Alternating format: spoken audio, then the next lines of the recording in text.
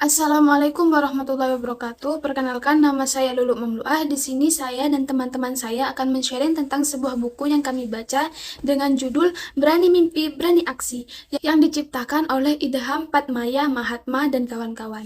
Di dalam buku ini berisi sekumpulan cerita-cerita singkat tentang sebuah kisah yang kita bisa menjadikan sebagai sebuah pelajaran.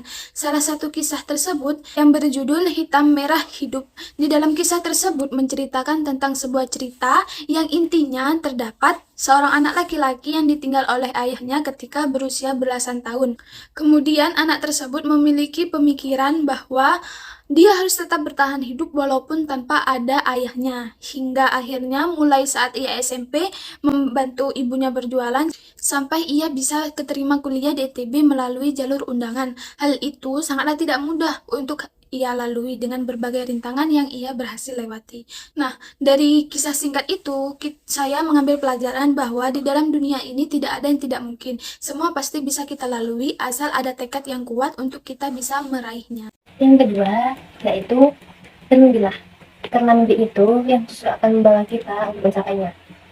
Dengan kita mempunyai impian, kita bisa membayangkan apa yang ingin kita raih, apa yang ingin kita usahakan, seberapa besar kita untuk melakukan impian tersebut, seperti itu.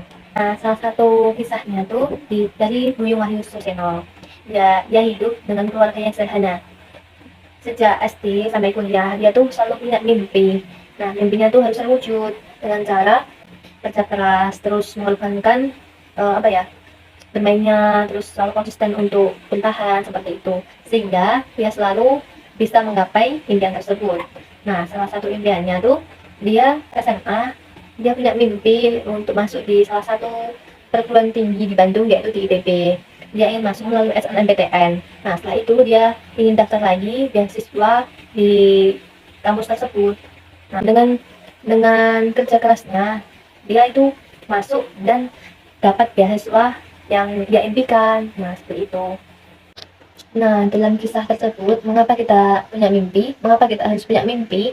Jawabannya, ya, agar kita bisa melakukan tujuan yang ingin kita raih ke depannya, agar bisa lebih baik lagi dari sebelumnya. Gimana? Menarik bukan? Kalau yang saya peroleh ya dari buku tersebut, yang pertama, saya tuh termotivasi untuk mencapai sesuatu yang ingin kita tuju terlebih dahulu.